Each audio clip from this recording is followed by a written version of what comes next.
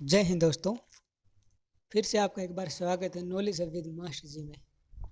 इससे पहले हम पॉलिटी की 5 क्लास कर चुके हैं और ये छठी क्लास है।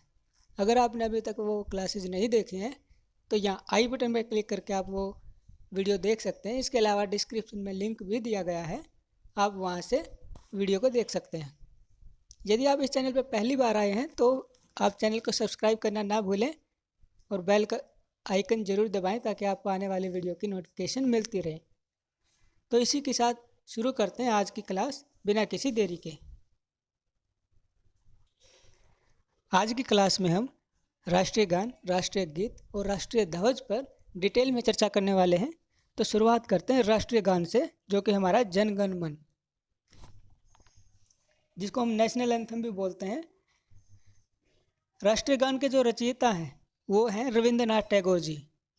और राष्ट्रीय गान पहली बार बांग्ला भाषा में लिखा गया था। हिंदी संस्करण है जो राष्ट्रीय गान का, वो 24 जनवरी 1950 को अपनाया गया था। इससे पहले कौन सी भाषा में था? बांग्ला भाषा में। राष्ट्रीय गान को गाने की जो समय अवधि है वो 52 सेकंड में है, यानी कि हमें ये जो राष्ट्रीय गान है 52 सेकंड में पूरा करना होता है। और जो इसका लघु संस्करण है, यानी कि हम शॉर्ट फॉर्म में अगर इसको गाते हैं तो 20 सेकंड का समय लगना चाहिए इसके लिए। इसके बाद हम देखते हैं कि जो राष्ट्रीय गान है वो पहली बार भारत भाग्य विधाता, यानी कि भारत विधाता शीर्षक के तत्वबोधिनी पत्रिका में प्रकाशित हुआ था। एक पत्रिका प्रकाशित हुई थी तत्वबोधिनी के नाम से। उसमें सबसे पहले हमने ये देखा था जब भारत विधाता के नाम से, शीर्षक के नाम से ये उस पत्रिका में मिला था। उसके बाद फिर आगे हम देखते हैं, हमने देखा कि पहले तो ये बांग्ला भाषा में लिखा गया राष्ट्रीय गान, फिर उसका हिंदी संस्करण हमने अपना लिया गया था। फिर उसके बाद इसको उर्दू में भी अनुवाद किया गया था। तो उर्दू में इसका अनुवाद किसने किया था? आबिद अली ने। और इसका जब उर्दू में अनुवाद किया गया तो तब उसका शीर्षक क्या था? शुभ है सुख चैन। इस नाम से इसको उर्दू में प्रकाशित किया गया था। रविंद्रनाथ टैगोर ने जो राष्ट्रीय गान है उसको सबसे पहले 1911 में कांग्रेस के कलकत्ता अधिवेशन में गाया था। और जो राष्ट्रीय गान की धुन है उसको तैयार करने का श्रेय भी जाता है रविंद्रनाथ टैगोर जी को ही।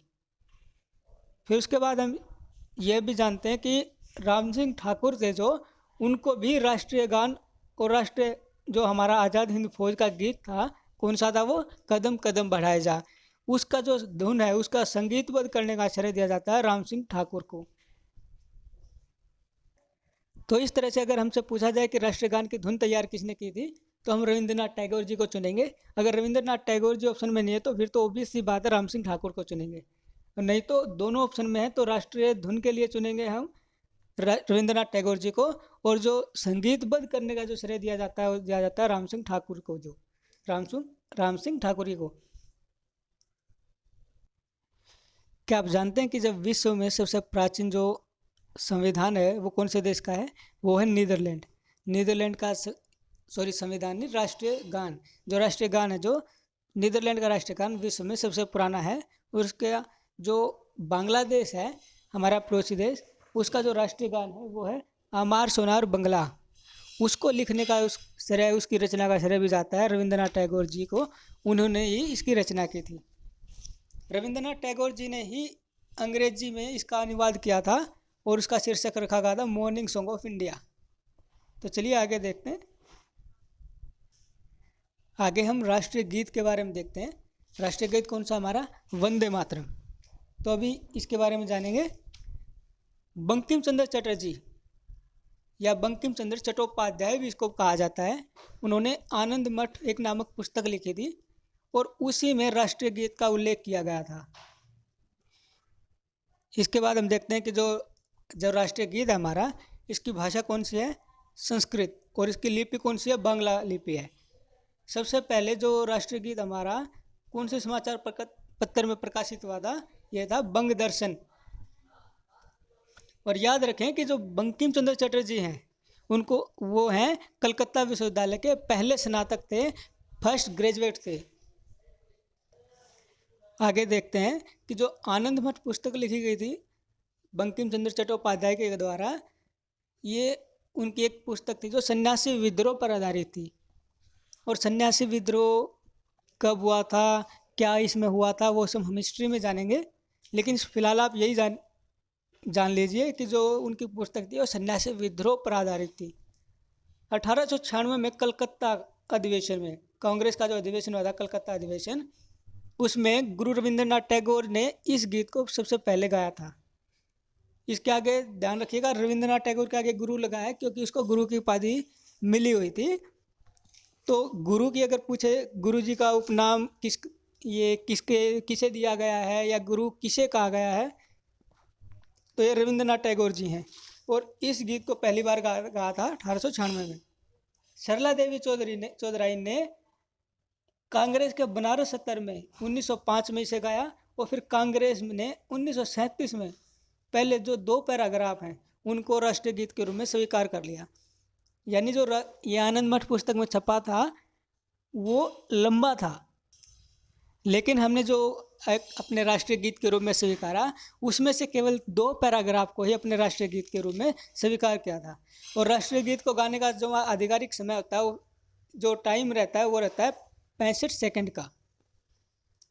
इससे आगे देखते हैं कि जो अरविंद घोष थे उन्होंने सन 1909 में इस गीत का, राष्ट्रीय गीत का अंग्रेजी में अनुवाद किया, और इसका जो शीर्षक रखा गया था वो था मदर आई बो टू दी। हम देखते हैं कि जो अरविंद घोष थे उन्होंने बंकिम चंद्र चटर्जी को ऋषि की उपाधि दी थी, ऋषि उपनाम से संबोधित किया था। और इससे पहले हमने देखा कि जो गुरु की उपाधि मिली हुई है वो किसको मिली हुई है, रविंद्रनाथ टैगोर जी को। और मद्रास हाई कोर्ट ने 2017 में एक आदेश पारित किया था कि राज्य के सभी निजी और सरकारी स्कूलों में सप्ताह में 2 बार और निजी संस्थाओं और सरकारी कार्यालयों में महीने में 1 बार राष्ट्रीय गीत गाना अनिवार्य कर दिया गया। ये किसके द्वारा किया गया था? मद्रास हाई कोर्ट के द्वारा। तो आगे चलते हैं, आगे देखेंगे राष्ट्रीय ध्वज के बारे में। राष्ट्रीय ध्वज की शुरुआत करते हैं। राष्ट्रीय ध्वज है जो 22 जुलाई 1947 को हमारे राष्ट्रीय ध्वज का वर्तमान स्वरूप अपनाया गया था, ये हम कल की क्लास में डिस्कस कर चुके हैं। और जो पिंगली वेंकैया जी हैं उसका जो राष्ट्रीय ध्वज का प्रारूप तैयार किया था, स्वरूप तैयार किया था जो, वो पिंगली वेंकैया नायडू के द्वारा किया गया था। और पिंगली वेंकैया नायडू की जो जयंती मनाई जाती है वो 2 अगस्त को मनाई जाती है, 2 अगस्त को।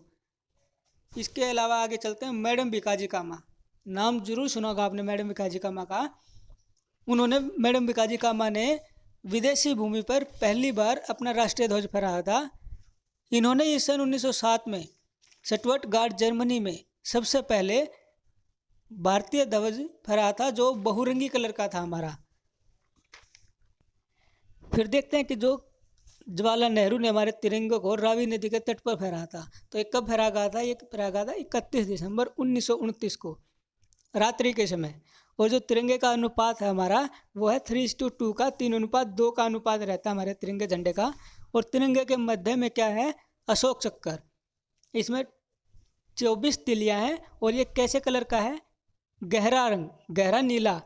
तो ध्यान रखिएगा कि एक लास्ट में अभी एक एग्ज़ाम हुआ था, उसमें ये पूछा गया था कि जो राष्ट्रीय ध्वज का जो बीच में चक्कर है तो उसका कलर कैसा है।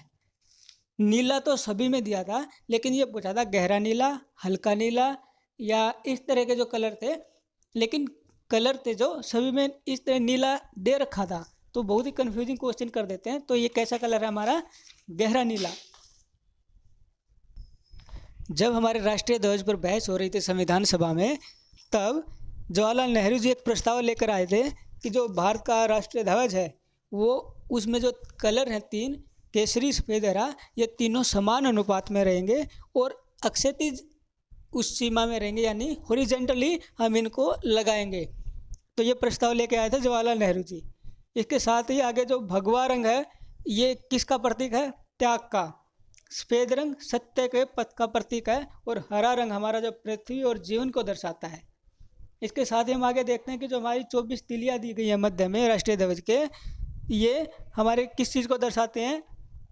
ये धर्म चक्कर को गहरे नीले रंग से दर्शाया गया है। ये धर्म चक्कर को दर्शाते हैं और धर्म चक्कर नेक आचरण को दर्शाता है। धर्म चक्कर यानी जो बीच में चक्कर बना हुआ ना, उसकी बात कर रहे हैं कि जो 24 तिलियाँ चक्कर के अंदर होती हैं वो 24 तिलियाँ चक्कर को दर्शाएंगी, और जो हमारा वो चक्कर है वो दर्शाता हमारा नेक आचरण, एक अच्छा आचरण को दर्शाता है। और आगे देखिए कि जो हमारा एक झंडा गीत भी है, और झंडा गीत का नाम है विजय विश्व तिरंगा प्यारा, और इसकी रचना किसके द्वारा की गई थी झंडा गीत की?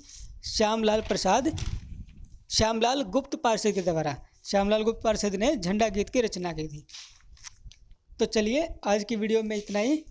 अगर आपको ये सेशन पसंद आया तो वीडियो को लाइक करें, शेयर करें और चैनल को सब्सक्राइब करना न भूलें। तो मिलते हैं कल की वीडियो में, तब तक के लिए जय हिंद जय भारत।